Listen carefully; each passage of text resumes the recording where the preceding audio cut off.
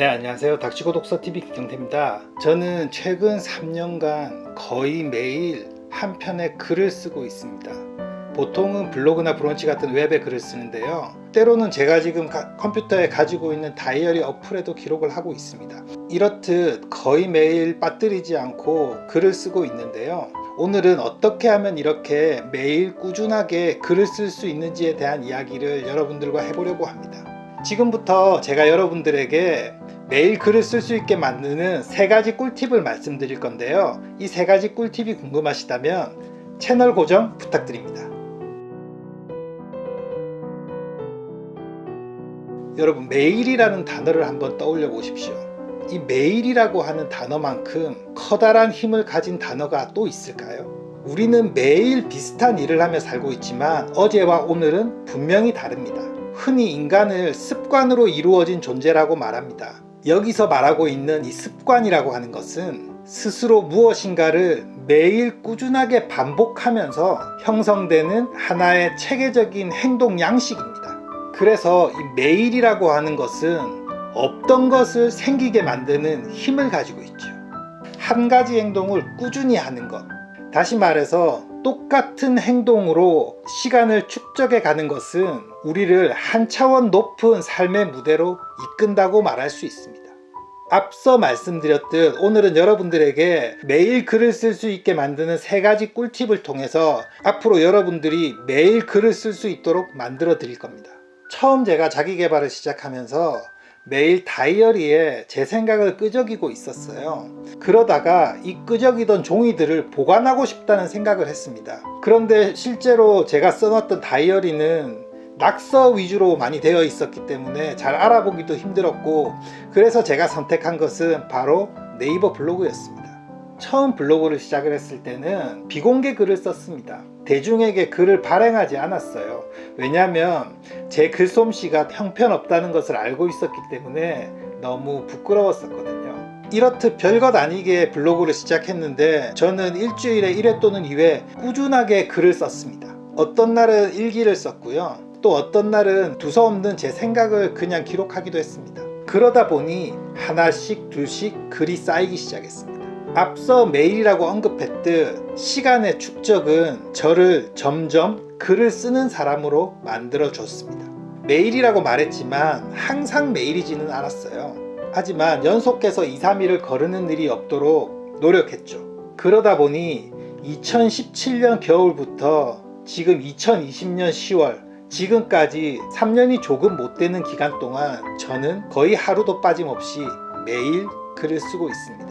짧게는 몇 문장에서 길게는 A4지 5장, 6장에 이르기까지 여러가지 주제와 소재를 가지고 글을 씁니다. 매일 쓰다 보니까 어느 순간부터 글에 물꼬가 트이기 시작했습니다. 그러다 보니 이제는 글쓰기에 부담감을 내려놓고 글을 쓸 수 있게 되었습니다. 누군가는 생각을 가다듬고 정리해서 한 줄 한 줄 열심히 문장을 만들어 갑니다. 하지만 저는 그렇게 진중하게 글을 쓰는 스타일이 아닙니다. 저는 일단 제 머릿속에 떠오르는 생각을 배설하듯 빠르게 써내려 가고요. 다시 읽기를 반복하면서 글을 계속 고치는 그런 스타일입니다. 그래서 제가 쓰는 글은 비교적 쉽게 술술 잘 읽힌다라는 평가를 받고 있습니다. 시간이 저를 이렇게 글을 쓰는 사람으로 만들었고요. 쓰다 보니 문장력은 차츰 늘기 시작했습니다. 같은 내용을 다시 쓰더라도 조금씩 단어나 문장이 세련되게 바뀌기 시작했고요. 조금 더 논리적으로 글을 전개하고 있다는 것을 스스로 체감할 수 있었습니다. 사람들은 글 쓰는 것을 굉장히 부담스러워합니다. 어떤 일이든 부담스럽지 않으려면, 그래서 그 일을 잘하려고 하면 노력은 필수 요소죠. 노력은 앞서 말했듯 매일이라는 단어의 또 다른 표현입니다. 즉, 매일이라는 단어 속에는 땀이 스며들어 있죠. 그래서 자신의 글쓰기가 부담스럽지 않은 방법은 매일매일 꾸준히 글을 쓰는 방법뿐입니다. 제 아무리 깊은 고민과 머릿속으로 좋은 문장을 그려내더라도 직접 문자화 시켜내지 못하면 그것은 글이 될 수 없고 생각일 뿐입니다. 저는 자신의 생각을 가장 세련되게 표현하는 방법이 글이라고 생각합니다. 말 잘하는 사람이 솔직히 부럽긴 한데요. 그것보다는 글 잘 쓰는 사람이 훨씬 더 부럽습니다. 말은 애드립의 영역이 많은 비중을 차지한다고 생각하는데 글은 깊은 사유의 영역이기 때문에 저는 글을 말보다 좀 더 높이 쳐주고 있습니다. 여러분의 생각은 어떤가요? 저와 비슷한 생각을 가지고 계신가요? 네, 서론이 길었네요. 그러면 지금부터 여러분들에게 매일 글을 쓸 수 있는 3가지 꿀팁을 풀어보겠습니다. 첫 번째입니다. 첫 번째는 7개의 주제를 정하라는 것입니다. 글 한 편을 쓰는 것은 한 끼의 식사를 하는 것과 똑같습니다. 식사에는 밥과 반찬이 필요하죠. 싱싱한 재료로 요리한 반찬이 다양하면 밥은 맛있기 마련입니다. 글도 마찬가지로 소재가 신선하고 다양하면 글은 풍성해지고 재미있어집니다. 저는 매일 글쓰기를 하면서 처음에는 이 소재의 고갈 때문에 너무 힘이 들었어요. 오늘은 또 뭘 써야 되지? 이 걱정으로 하루를 시작하곤 했습니다. 하지만 제 생각을 조금 확장했더니 글 쓸 소재가 너무너무 많아졌습니다. 그것은 바로 주제를 특정하는 것이었습니다. 앞서 말씀드렸던 저는 매일매일 글을 쓰고 30일, 즉 한 달 단위로 글의 주제를 조금씩 바꿉니다. 지금 화면을 보시면 제가 지금 정해놓은 글쓰기 주제가 있고 옆에 이렇게 글 쓰는 소재들을 이렇게 적어 놓았는데요. 예를 들어 지금 10월인데요. 제가 11월에 쓸 글을 지금 미리 준비를 한다고 가정을 해볼게요. 그러면 11월에 쓰고 싶은 글의 주제를 7개 정도 정합니다. 예를 들어 글쓰기에 관련된 것, 독서, 그리고 운동, 명상, 사진 찍기, 이렇게 제가 쓰고 싶은 분야에 대한 주제를 특정하고요. 그 주제로 어떤 글을 쓸 것인지 약간의 메모를 하는 거죠. 이렇게 주제만 특정해 놓으면 여러분은 쉽게 글을 시작할 수 있습니다. 이렇게 주제를 특정해 놓으면 평소 생활에서 이 주제에 맞는 소재 찾는 활동이 계속 일어나게 됩니다. 빈 여백을 두고 무엇을 쓸지 고민하는 것은 어려운 일이지만 보기가 있으면 그 보기에 대해서 글을 확장하는 것은 생각보다 어렵지 않습니다. 그래서 몇 개의 주제를 정해놓고 오늘은 A라는 주제를 가지고 시작을 하면 글쓰기가 훨씬 수월한 거죠. 근데 이 주제를 미리 정해놓지 않으면 뭘 쓸까라는 그 주제를 정하는 데 시간을 너무 많이 사용해서 글쓰기가 힘들어진다는 것입니다. 다시 말해 주제 몇 가지를 특정하고 그 특정된 주제를 가지고 평소에 소재를 수집하라는 것이죠. 여러분이 엄청나게 대단한 글을 쓸 것이 아니라면 또 생각을 글로 표현하는 능력을 키우고 싶다면 우선 7개의 주제를 정해서 그것을 한 달간 로테이션 형식으로 매일 글을 한번 써보십시오. 몇 줄이 되든 몇십 줄이 되든 이런 방식으로 글을 쓰는 것은 분명 여러분이 글쓰기를 하는 진입장벽을 많이 낮춰줄 거예요. 두 번째는 관찰하라는 것입니다. 제가 지금 여기 소설가 김훈의 책 남한산성을 가지고 왔는데요. 저는 김훈 작가를 너무나도 좋아합니다. 이 김훈 작가의 소설을 읽을 때면 가슴이 너무 뛰어요. 글을 너무 잘 쓰고 글이 너무 멋있거든요. 그의 놀라운 문장력에도 매료가 되지만 특히 저는 그의 눈이 너무 매력적입니다. 그의 관찰력은 정말 대단하다고 생각합니다. 내 관찰력을 넘어서지 않나라는 생각을 합니다. 사람이 볼 수 없는 영역을 끄집어서 글로 만들어내는 능력을 가진 것 같아요. 한동안 제가 김훈 씨의 글에 푹 빠져서 그의 눈과 제 눈을 바꿔치기 하고 싶다라는 생각이 든 적도 있습니다. 첫 번째 꿀팁이 주제에 관한 이야기였다면 두 번째 관찰하라는 바로 소재에 관한 이야기입니다. 앞서 많이 얘기했죠. 주제를 정하고 나면 그 다음에는 소재를 모으는 활동을 많이 해야 된다고요. 보통의 우리는 시인 같은 그런 멋들어진 감수성을 가지고 있지 못합니다. 하지만 지금 눈앞에 보이는 사물들을 조금 더 오래, 조금 더 깊이 들여다보면 여러분은 분명 그 속에서 여러분들의 주제에 맞는 소재를 발견할 수 있습니다. 우리는 항상 움직이고 있고 심지어 멈추어 있는 순간에도 눈은 움직입니다. 우리의 시야에는 수많은 사물과 상황이 지나갑니다. 그 중에 하나를 건져내기만 하면 됩니다. 전혀 특별해 보이지 않는 것을 특별하게 만드는 것은 여러분의 관점입니다. 우리는 모두 연금술사가 될 수 있어요. 그러니 글 소재가 없다고 타박하지 마시고 지금 눈앞에 보이는 것을 조금 더 깊이, 조금 더 오래, 조금 다른 관점에서 보는 연습을 해보시기 바랍니다.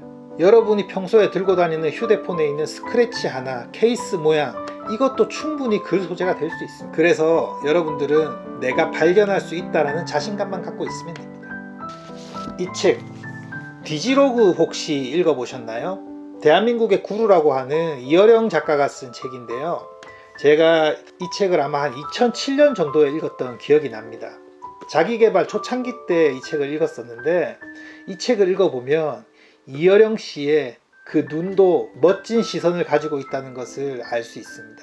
특히 이어령 씨는 아는 것이 너무나도 많기 때문에 별것 아닌 사소한 하나의 사물을 가지고 거기서 역사, 철학, 생활, 문학 같이 이렇게 생각을 급속히 확장시켜 버립니다. 이 책에 나오는 사례가 뭐냐면 축구 골대에 있는 그물 있지 않습니까? 그 육각형 벌집 모양으로 생겨져 있는 이 육각형 그물이 있는데 이 그물을 쳐다보면서 자신의 생각을 펼칩니다. 벌집의 모양이 어떻게 나왔고 이게 과학적으로는 어떠며 철학적으로는 어떻고 문학적으로는 어떻고 정치, 경제, 사회, 문화 전반에 걸쳐서 벌집 모양이 만들어내는 세상의 현상을 글로 풀어놓았어요. 그의 놀라운 창의력과 연결시키는 그 능력에 감탄을 금할 수가 없습니다. 로마가 하루아침에 만들어지지 않았듯 여러분의 문장력, 소재 발굴력 이런 것들도 몇 번의 연습으로 이루어지는 것은 절대 아닙니다. 꾸준한 관심과 꾸준한 관찰이 여러분들의 멋진 소재의 발굴력을 만들어 줄 것입니다.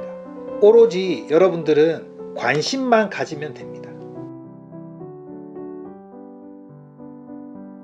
제가 말씀드릴 세 번째 꿀팁은 바로 한 줄이라도 써놓고 고민하라는 것입니다.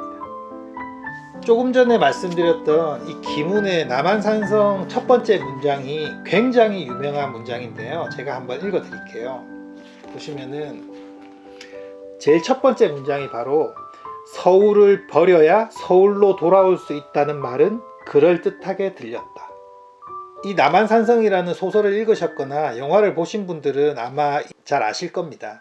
이 책의 내용은 정치인들이 하는 이 말의 허망함에 대한 이야기가 주를 이루는데 이 남한산성의 이 첫 번째 문장은 정치인들의 새치어로 말하는 그 뻔뻔함을 첫 문장을 통해 드러내기 위해 엄청나게 고뇌해서 쓴 문장이라고 생각합니다. 제가 여러분들에게 한 줄이라도 써놓고 고민하라고 해놓고 이렇게 명문장을 말씀드리는 이유는 혹시 여러분이 이런 명문장을 만들기 위해 글을 시작을 못하고 머릿속으로 고민만 하고 있을 것 같아서 말씀드렸습니다. 여러분과 저는 절대 이런 문장을 쓸 수가 없습니다. 그렇게 생각하시는 게 마음이 편해요. 적어도 몇십 년 동안 꾸준히 글을 쓰는 노력이 있어야 이런 문장을 만들어낼 수 있을 거라고 생각합니다. 그러니 지금부터 이런 글을 쓰겠다는 생각은 일찌감치 포기하시고 일단 그냥 어떤 문장이라도 쓰라고 말씀드립니다. 혹시 첫 문장을 어떻게 시작할지 모르겠다고 고민을 하고 계신다면 첫 번째 문장을 비워두시고 두 번째 문장부터 쓰십시오.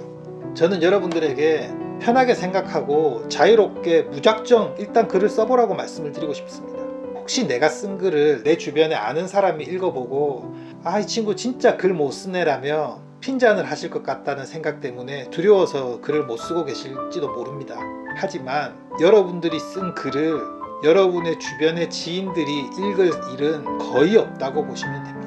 혹시 여러분이 블로그에 글을 써서 대중에게 발행한다고 해도 여러분들이 셀럽이 아닌 다음에는 하루에 100명의 사람도 여러분의 블로그를 방문하지 않습니다. 그러니 나의 글쓰기 수준이나 실력이 탄로날까봐 글을 못 쓰겠다는 생각은 접어두시고 일단 뭐라도 쓰는 것부터 시작하십시오. 그래도 남에게 보여주는 게 두렵다면 비공개로 쓰십시오. 제가 자주 언급하는 손자병법 문장 중에 졸속이 지환을 이긴다는 말이 있습니다. 완벽함을 위해 현재에 머뭇거리지 말고 졸속이라도 빨리 시작하는 것이 결국 완성으로 가는 더 빠른 길이라는 말입니다. 여러분, 만약 글쓰기를 결심하셨다면 빈 여백을 두고 고민하지 마시고 일단 어떤 문장이라도 한 문장 써놓고 고민을 하시기 바랍니다. 일단 한 문장이 써지면 2문장, 3문장, 10문장, 100문장 써지게 될 겁니다. 네, 오늘은 여러분들에게 매일 글을 쓸 수 있는 3가지 꿀팁에 대해서 말씀드렸는데요. 여러분 어떻게 들으셨는지 궁금하네요. 저는 개인적으로 글쓰기는 자기계발의 최고의 수련 과정이라고 생각합니다. 제 의견이지만 자기계발은 독서로 시작해서 글쓰기로 끝난다고 믿고 있어요. 이왕 자기계발을 하겠다고 마음을 먹으셨다면 글쓰기를 통해서 적극적으로 자신의 아웃풋을 드러내 보시기 바랍니다. 하루는 굉장히 느리게 지나가지만 일주일, 열흘, 한 달은 금세 지나갑니다. 이렇게 느린 하루를 알찬 글쓰기로 조금씩 채워가다 보면 금세 몇 개월에서 1년 동안 글을 쓰고 있는 여러분들을 발견하게 되실 겁니다. 그리고 글쓰기를 통해서 부쩍 더 생각이 많아진 자신을 관찰하게 되실 겁니다. 여러분이 자신의 글에 만족하게 될 그날을 기대해 봅니다. 그럼 오늘 영상은 여기까지입니다. 오늘의 영상이 마음에 드셨으면 구독과 좋아요 그리고 알림 설정 부탁드릴게요. 그러면 전 다음 주에 더 좋은 모습으로 뵙겠습니다. 고맙습니다.